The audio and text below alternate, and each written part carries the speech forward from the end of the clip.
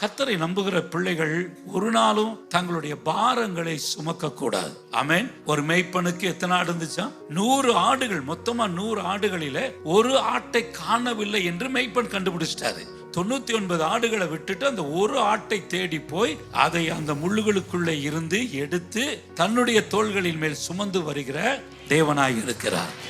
என் அன்பு கர்த்தருடைய சபையே, இந்த மாதத்திலே நமக்கு வரவேண்டிய மிகப்பெரிய ஒரு தைரியம், என்னை தேடுகிற, என்னை காண்கிற, என்னையே பார்த்து கொண்டிருக்கிற ஒரு கர்த்தர் எனக்கு இருக்கிறார். கானான் தேசத்திற்கு இஸ்ரவேல் மக்கள் போவார்கள், உங்களை கொண்டு போய் சேர்ப்பேன், ஒரு தூதனை முன்பாக அனுப்புவேன் என்று இயேசுவை முன்பாக நல்ல மெய்ப்பனாய் அனுப்பின தேவனாகிய கர்த்தர் போகிற பாதைகளில என்னென்ன பிரச்சனை வரும், இதை எப்படி நீங்க ஹேண்டில் பண்ணணும் என்று சொல்லவே இல்லை. ஒரே ஒரு வாக்கு, நான் கொடுப்பேன் என்று சொன்ன தேசத்திற்கு உங்களை கொண்டு போய் சேர்ப்பேன்.